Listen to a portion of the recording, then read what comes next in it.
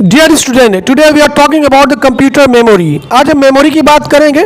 Memory का मतलब ये होता है कंप्यूटर की स्मरण शक्ति या कंप्यूटर की याददाश्त। तो कंप्यूटर की इस मेमोरी बिट्स में, बाइट्स में, किलोबाइट्स में, मेगाबाइट्स में, गीगाबाइट, टेराबाइट में कैलकुलेट की जाती है या स्टोर की जाती है। बिट जो सबसे स्मॉलेस्ट यूनिट होती है कंप्यूटर की, यानी कंप्यूटर की सबसे छोटी मेमोरी पावर जो होती है या यूनिट होती है उस या इकाई होती है, वो बिट होती है। इसी को ही मेन या बेसिक मापदंड में लेते हैं। तो बाइट, उसके ऊपर बाइट होती है, तो 8 बिट यानी कि एक बाइट जो है वो 8 बिट के बराबर होता है, और बिट जो है वो 0 1 को कहते हैं। तो अगर हम एक बाइट की बात करें तो एक बाइट 8 बिट के बराबर होता है। अगर हम किलोबाइट की बात करें तो 1024 बाइट का 1 किलोबाइट या 1 केबी होता है, और 1024 केबी यानी किलोबाइट का 1 मेगाबाइट होता है, और 1024 मेगाबाइट या एमबी का 1 गीगाबाइट होता है, और 1024 गीगाबाइट या 1 टीबी बराबर 1 टेराबाइट होता है। तो इस तरीके से हम कंप्यूटर की मेमोरी को कैलकुलेट करते हैं या मेजर करते हैं। कंप्यूटर की मेमोरी को हम दो पार्ट में, दो क्लासिफिकेशन या वर्गीकरण में हम समझते हैं, प्राइमरी मेमोरी और सेकेंडरी मेमोरी। प्राइमरी मेमोरी जो कंप्यूटर की इंटरनल मेमोरी भी कहलाती है, कंप्यूटर के अंदर का पार्ट होती है, कंप्यूटर के अंदर लगी हुई होती है, इसको हम इंटरनल मेमोरी कहते हैं। ये डायरेक्ट सीपीयू से अटैच्ड होती है। इसको हम अगर फर्दर क्लासिफाइड करें या डिवाइड करें तो रैम और रोम में हम क्लासिफाई कर सकते हैं, या हम रैम और रोम में कह सकते हैं। दो प्रकार की मेमोरी होती है, रैम, रोम और कैश मेमोरी, 3 होती है। तो रैम की अगर हम बात करें तो रैम की फुल फॉर्म है रैंडम एक्सेस मेमोरी। ये वोलेटाइल मेमोरी होती है, यानी कि टेम्परेरी मेमोरी होती है। जब तक कंप्यूटर ऑन रहता है ये मेमोरी या ये याददाश्त या ये स्मरण शक्ति काम करती है, लेकिन जैसे हम कंप्यूटर को ऑफ कर देते हैं, इसके अंदर जो कुछ भी स्टोर होता है या इस्तेमाल होता है वो सब डिलीट हो जाता है, खत्म होता है, इरेज हो जाता है। ये डायरेक्ट मदरबोर्ड पर अटैच्ड होती है। इनको अगर हम फर्दर क्लासिफाइड करें तो एस रैम और डी रैम होती है। एस रैम यानी कि स्टैटिक रैम होती है, ये लंबे समय तक काम कर सकते हैं, इसके अंदर स्टोरेज मौजूद रहती है, इसको बार बार हमको रिफ्रेश करने की जरूरत नहीं पड़ती। ये फास्ट होती है डी रैम के मुकाबले और महंगी भी होती है। दूसरा डी रैम कहलाती है, जो डायनेमिक रैम कहलाती है, इसको बार बार हमें रिफ्रेश भी करना पड़ता है ताकि हम इसमें चीज़ों को स्टोर कर सकें, लंबे समय तक इसके द्वारा काम कर सकें। लेकिन ये भी तब तक काम करती है जब तक कि आपका कंप्यूटर ऑन रहता है, इसमें इलेक्ट्रिसिटी पावर मौजूद रहती है।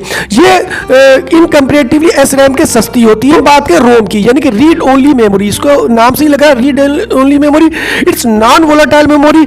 ये क्या होती है, ये आपकी ये जो मेमोरी होती है ये आपकी लंबे समय के लिए या परमानेंट मेमोरी होती है। Non volatile means permanent memory, ये परमानेंट मेमोरी होती है। इसको 3 टाइप्स में हम डिफाइन कर सकते हैं। इसके 3 भाग होते हैं, पी रोम, ईपी रोम और ईईपी रोम। पी रोम की बात करें तो प्रोग्रामेबल रीड ओनली मेमोरी, इसमें डाटा स्टोर रहता है, इसमें कोई भी चेंज नहीं किया जा सकता। जो मैन्युफैक्चरर है यानी कंप्यूटर बनाने वाला, चिप बनाने वाला, इसमें इस चिप को बनाते वक्त कंप्यूटर के अंदर इस मेमोरी को इंस्टॉल कर देता है या मेमोरी के अंदर वो चीज़ें डाल देता है, जिसको बाद में आप चेंज नहीं कर सकते। बाद में इसमें कोई भी अल्ट्रेशन या कोई चेंजेस नहीं की जाती, ये ना इरेज की जा सकती है। बस कंप्यूटर बनाते वक्त, चिप बनाते वक्त इसमें प्रोग्राम के जरिए से कंप्यूटर में मेमोरी डाल दी जाती है और उसी के अकॉर्डिंग काम किया जाता है।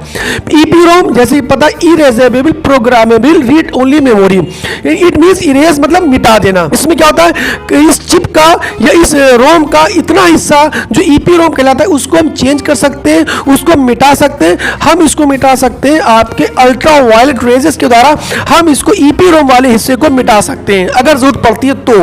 फिर आता है हमारा EP ROM, electrically erasable programmable read only memory. ये अक्सर सवाल बहुत से एग्जाम्स में भी पूछा जाता है कि इसकी फुल फॉर्म क्या है। तो ईपी रोम ये क्या होता है कि किसी भी इस पार्ट को हम इलेक्ट्रिकली या कभी भी मिटा सकते हैं। जैसे पिछली वाली जो आपका ईपी रोम है उसको हम अल्ट्रावायलेट रेस से मिटा सकते हैं, इसको हम इलेक्ट्रिकली मिटा सकते हैं और ये तेजी से मिट जाती है इन कंपैरेटिवली अल्ट्रावायलेट रेस के। ये हमारा सेकेंडरी स्टोरेज यानी कि सेकेंडरी मेमोरी। जिस तरीके से हमारे पास हमारा अपना दिमाग है, ये प्राइमरी हमारी मेमोरी है, इसमें हम बहुत समय तक बहुत ज़्यादा नहीं याद रख सकते। इसी तरीके से हमें ज़्यादा याद रखने के लिए, ज़्यादा अमाउंट को याद रखने के लिए हमको कॉपी, डायरी या किसी ऐसी चीज़ की जरूरत पड़ती है।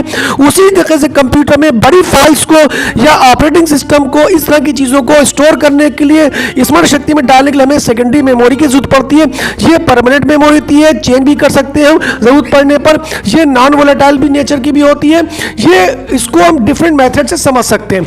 ये डिफरेंट नेचर की होती है, जैसे सीक्वेंशियल एक्सेस। एक्सेस, यानी कि ये एक मेमोरी का एक ऐसा पार्ट होता है, ये डायरेक्ट कंप्यूटर से अटैच नहीं होती, बल्कि ये एज ए बैकअप यूज की जाती है। ये किसी चीज से जुड़कर, जैसे हार्ड डिस्क से जुड़कर काम करती है, तो ये आपका सीक्वेंशियल एक्सेस कहलाती है। सीक्वेंशियली ये एक्सेस की जाती है, इसमें से जो भी पार्ट फीड है या स्टोर्ड है, ये सीक्वेंशियली हम एक्सेस कर सकते हैं। फिर आती है डायरेक्ट एक्सेस, यानी कि डायरेक्ट अटैच होती है कंप्यूटर सिस्टम से, और ये क्या होती है, रैम से डायरेक्ट अटैच होती है, और इसको हम डायरेक्ट एक्सेस कर सकते हैं। डायरेक्ट हम इसमें से जो भी इंफॉर्मेशन उठा सकते हैं। आपका हार्ड डिस्क है, मैग्नेटिक डिस्क है, ऑप्टिकल डिस्क है, और इसमें हमारा ऑपरेटिंग सिस्टम और बड़ी वाली फाइल जिसपे हम डायरेक्ट काम करना है उसको हम इसमें स्टोर करते हैं। फिर आती है कि मैग्नेटिक टेप। अब इसको हम सेकेंडरी स्टोरेज को फर्दर हम डिस्कस करेंगे। मैग्नेटिक टेप एक प्रकार है, जैसे सीक्वेंशियल एक्सेस का प्रकार, ये सीक्वेंशियल एक्सेस होता है, डायरेक्ट एक्सेस नहीं होता। ये हम ऐसे बैकअप में यूज करते हैं। बैंक्स में, बड़ी बड़ी कंपनीज के अंदर डेटा की कई कॉपीज हमको रखना पड़ती है, तो उसके लिए हम टेप ड्राइव या मैग्नेटिक टेप इस्तेमाल करते हैं। जिस तरीके से आपका ये रिकॉर्डिंग वाला टेप आता है या आपका कैसेट्स आती हैं, इसमें प्लास्टिक की आपकी रील होती है और उस प्लास्टिक की रील पर मैग्नेटिक कोटिंग की जाती है, जिसके द्वारा हम चीज़ों को स्टोर कर सकते हैं। जैसे म्यूजिक है या गाने हैं या बहुत सी फाइल्स, एक्सेस फाइल, वो हम इसमें स्टोर कर सकते हैं। फिर आता है हमारा मैग्नेटिक डिस्क। ये हमारी मैग्नेटिक डिस्क जो है, ये हमारी डायरेक्ट एक्सेस होती है, सेकेंडरी स्टोरेज कहलाती है।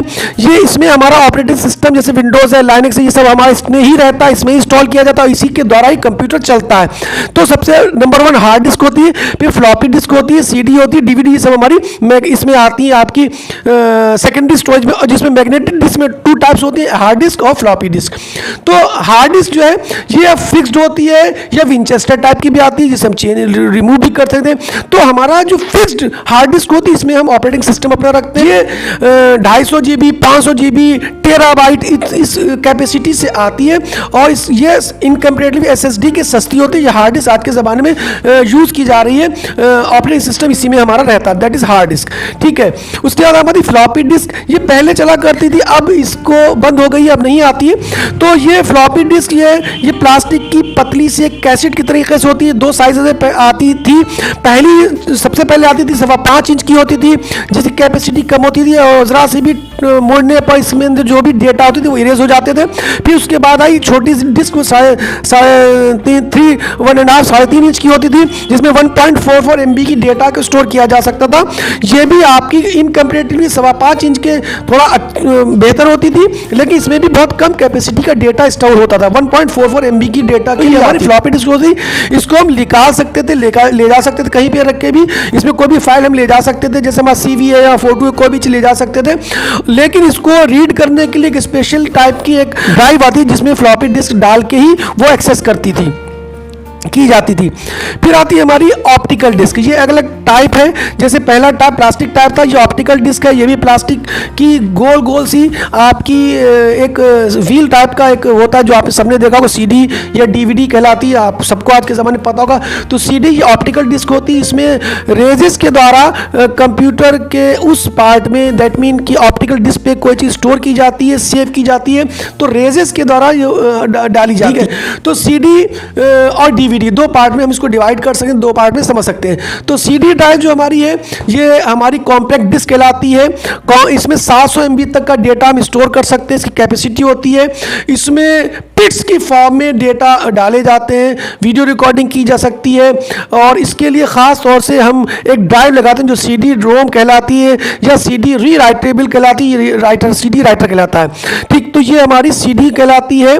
ठीक, उसके बाद आती है हमारी DVD, जिसे हम डिजिटल वर्सेटाइल डिस्क कहलाती है। ये भी DVD रोम या DVD राइटर कहलाती है। ये ड्राइव होती है जिसके द्वारा ही ये इस पर स्टोर किया जा सकता है या इसके द्वारा ही निकाला जा सकता है। तो इसकी कैपेसिटी 4.7 गीगाबाइट की होती है, यानी कई 100 CD के बराबर इसमें कैपेसिटी होती है, जिसमें हम कोई भी आपकी फाइल्स, बड़ी फाइल्स को स्टोर करने के लिए, वीडियोस को स्टोर करने के लिए हम इसका इस्तेमाल कर सकते हैं। इसको हम कहीं भी लेके जा सकते हैं, इसको हम कोई भी फाइल इसमें स्टोर करके रख सकते हैं। तो that is DVD। Computer memories कहलाती हैं। और इसको हम ऐसे भी समझ सकते हैं कि आज के ज़माने और भी बहुत सी मीडियम्स आ गए हैं मेमोरी के लिए, कंप्यूटर मेमोरी के लिए, जैसे हमारी एसडी ड्राइव है और एसडी पैकेज है। उसके अलावा क्लाउड में अब ज़्यादातर हमारी स्टोरेज क्लाउड बेस्ड हो गई। क्लाउड में हम किसी चीज़ को स्टोर करते हैं। डिफरेंट कंपनीज आपको ये फैसिलिटी प्रोवाइड करती हैं क्लाउड स्टोरेज की। तो ये भी मेमोरी का एक एक्सटर्नल पार्ट हो गया या सेकेंडरी मेमोरी, जिसे हम इंटरनेट के द्वारा हम किसी भी फाइल को वहाँ पे स्टोर कर सकते हैं। तो ये आज के ज़माने की मेमोरीज हैं जो कंप्यूटर की मेमोरी के रूप में जानी जाती है।